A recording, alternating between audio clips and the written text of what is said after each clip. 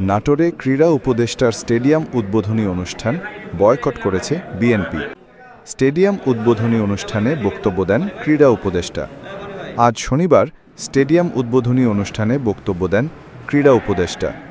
আজ শনিবার ৯ আগস্ট নাটোর জেলা বিএনপি ক্রীড়া উপদেষ্টা আসিফ মাহমুদ সজীব ভূঁইয়ার সদর উপজেলা স্টেডিয়াম উদ্বোধন অনুষ্ঠান বয়কট করেছে। পুলিশ প্রশাসনের অসৌজন্যমূলক আচরণের প্রতিবাদে তারা আজ শনিবার জানেন যে আজকে আমাদের নাটোরের পুরাতন কানাইখালী স্টেডিয়াম সেটা নতুনভাবে সংস্কার করে 3টা প্যাভিলিয়ন নির্মাণ করে এটার আজকে শুভ উদ্বোধনের দিন ছিল এবং শুভ উদ্বোধন পরবর্তীতে জেলা পরিষদ অডিটোরিয়ামে আমাদের একটি আলোচনা সভা ছিল। সেখানে জেলা প্রশাসনের পক্ষ থেকে জেলা বিএনপির প্রতিনিধি হিসাবে আমাদের 10 জনকে আমন্ত্রণ জানানো হয়।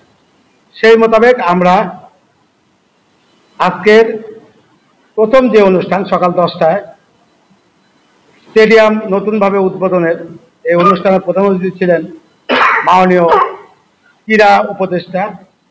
সেখানে আমরা উপস্থিত হই।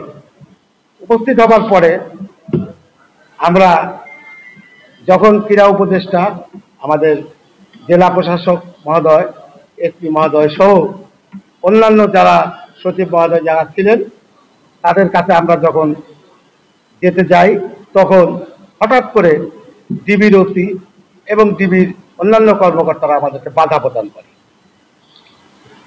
আমি যথারীতি আমার পরিচয় দিই। আমার আহ্বায়ক সাহেব সামনে যায়, বলে যে উনি উত্তরটা দেন অত্যন্ত রূঢ়ভাবে যে আমি আপনাদেরকে চিনি, এখন যাওয়া যাবে না।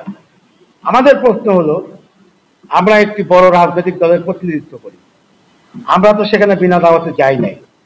আমাদেরকে দাওয়াত দিয়ে নেওয়ার পরে একজন পুলিশ কর্মকর্তা কি করে আমাদের বাধা সৃষ্টি করে, এটা আমাদের কাছে অত্যন্ত বিব্রতকর মনে হয়েছে এবং তার আচরণে আমরা বিব্রত বোধ করেছি এবং তাৎক্ষণিকভাবে আমরা ওই অনুষ্ঠান স্থল ত্যাগ করেছি। সিদ্ধান্ত নিয়েছি যে আমরা এই অনুষ্ঠান বর্জনের সিদ্ধান্ত নিই এবং সেখান থেকে আমরা চলে আসি। আমার কেন জানি মনে হয়েছে যে পুলিশ কর্মকর্তা আমাদের সঙ্গে যে ব্যবহারটা করেছে উনি আমাদেরকে বলতে পারতো এভাবে যে এখানে ঢোকা নিষেধ। আর নিষেধ হওয়ার তো কথা না, আমাদেরকে ওনারা চিনেন, তাহলে কি ধরে নেব যে তারা কোনো পুলিশ কর্মকর্তা এখনো বিএনপির নেতৃবৃন্দ দেখলে গায়ে জ্বালা ধরে? যদি তাই হয় তাহলে এহেন প্রেতাত্মাদের আমরা অতি সত্বর অপসারণ চাই। ধন্যবাদ সবাই। এখানে উপস্থিত ছিল আমার আহ্বায়ক মহোদয়। যখন জেলা প্রশাসকের সামনে উনি যখন ডিবি ওসিকে ডিঙিয়ে ওখানে গিয়ে দাঁড়ান এবং বলেন যে আমি জেলা বিএনপির আহ্বায়ক, ডিসি সাহেবের সামনেই তাকে বলা হয়েছে আপনি এখন সাইডে যান, এখন এখানে থাকা যাবে না। তো প্রশাসন সেখানে, জেলা প্রশাসন সেখানে নীরব ছিল। আমি মনে করি যে যদি নীরবই থাকে তাহলে আমাদেরকে ওইখানে দাওয়াত দেওয়াই উচিত হবে। নাই, আমরা যখন বের হয়ে আসি সঙ্গত কারণে আমি যেটুকু আমার নজরে পড়েছে কালের কণ্ঠ আর আমাদের প্রিন্ট মিডিয়ার যে ভাইরা তাৎক্ষণিকভাবে ওখানে উপস্থিত ছিলেন তারা আমাদেরকে প্রশ্ন করেছে একটু বলে যান যে কেন আপনারা সদল বলে এখান থেকে চলে যাচ্ছেন। তখন আমি বক্তব্যটা দিয়েছি, কালের কণ্ঠে আপনারা দেখেছেন যে তাদের রূঢ় আচরণের কারণে এবং তাদের অনাকাঙ্ক্ষিত আচরণে আমরা বিব্রত বোধ করে এখান থেকে চলে এসেছি। ভবিষ্যতে আমরা সুন্দর একটি সাম্যের বাংলাদেশ গড়তে চাই। জাতীয় নির্বাচন হবে, আমরা নিজেদেরকে সরকারি, আমি আশা ব্যক্ত করি পুলিশদের সঙ্গে আমাদের তো সুসম্পর্ক। আসলে পুলিশরা এই দেশে কি করেছে এটা সবাই জানে। পুলিশদের বিরুদ্ধেই আসলে মূলত আন্দোলন হয়েছিল। বৈষম্য বিরোধী আন্দোলনে গুলি কারা চালিয়েছে, আমাদের সন্তানদেরকে কারা হত্যা করেছে, এটা সবাই জানে। কিন্তু জানলেও তো উপায় নেই।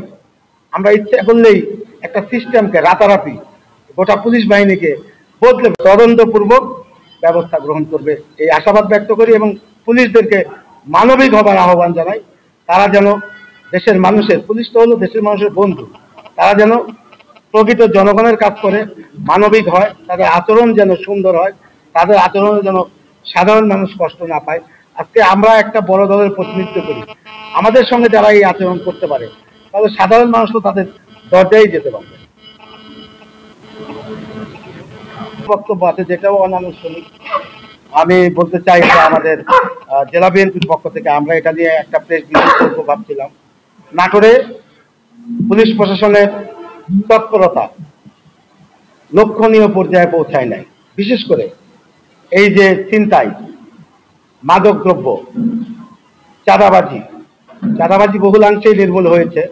আমরা চাঁদাবাজির ব্যাপারে যে জেলা বিএনপি জিরো টলারেন্সে আছে, কিন্তু মাদকের যে রমরমা ছড়াছড়ি নাটোর শহর এবং শহরতলিতে, থানার আশপাশে, থানার পিছনে, দুঃখজনক হলেও সত্য, থানার যে পিছনের জায়গা, থানা সংলগ্ন জায়গাগুলোতে মাদকের বেচাকেনা এবং মাদক গ্রহণ বেশি হয়। আমাদের মহল্লাতে হয়, বাস স্ট্যান্ডে হয়, বিভিন্ন জায়গাতে হয়। আমরা বিশ্বাস করি প্রশাসনের সবাই জানে কোনগুলো মাদকের স্পট।